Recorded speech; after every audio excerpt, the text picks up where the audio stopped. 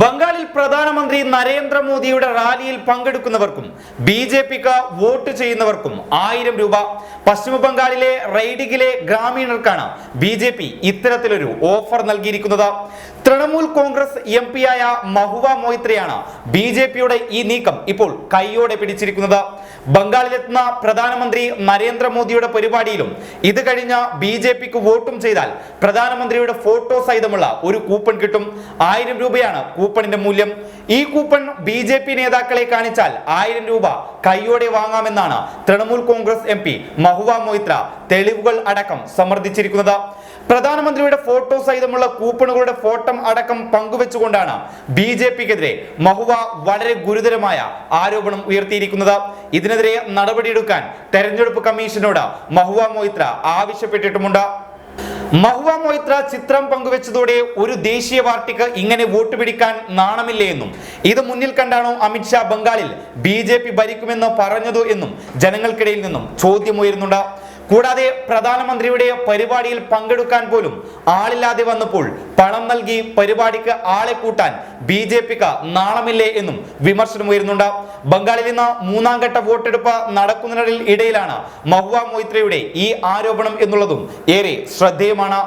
നേരത്തെ ബംഗാളിൽ ആദ്യഘട്ട വോട്ടെടുപ്പ് മുതലേ ഇത്തരത്തിലുള്ള ആരോപണങ്ങളും വിവാദങ്ങളും വളരെ ശക്തമായിരുന്നു. ആദ്യഘട്ട വോട്ടെടുപ്പിൽ തൃണമൂലിന് ചെയ്ത വോട്ടുകൾ വിവിപാറ്റ് മെഷീനിൽ ബി.ജെ.പിക്ക് പോയതായി വോട്ടർമാർ ആരോപിച്ചതോടെ ആദ്യഘട്ട വോട്ടെടുപ്പിൽ തന്നെ തൃണമൂൽ വൻ ആരോപണങ്ങൾ ഉന്നയിച്ചിരുന്നു. 2ാം ഘട്ട വോട്ടെടുപ്പിന് ഇടയിലും പരക്കെ അക്രമ സംഭവങ്ങൾ ബംഗാളിൽ റിപ്പോർട്ട് ചെയ്തിരുന്നു. ബംഗാൾ മുഖ്യമന്ത്രി മമതാ ബാനർജി നന്ദിഗ്രാമിലെ പോളിംഗ് ബൂത്തിന് മുന്നിലിരുന്ന് പ്രതിഷേധിക്കേണ്ട അവസ്ഥ പോലും 2ാം ഘട്ട വോട്ടെടുപ്പ് സമയത്തുണ്ടായിട്ടുണ്ട്.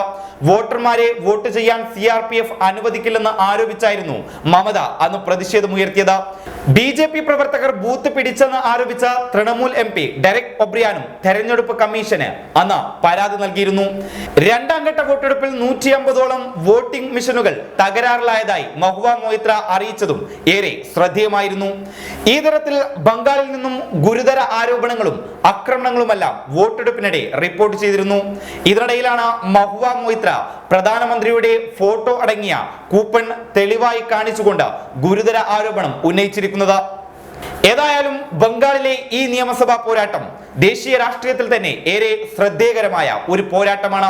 തൃണമൂലും ബി.ജെ.പിയും എന്നതിനു പകരം മമതാ ബാനർജിയും അമിത്ഷായും കൊമ്പുകോർക്കുന്ന ഒരു തെരഞ്ഞെടുപ്പാണ് ബംഗാളിലേത്.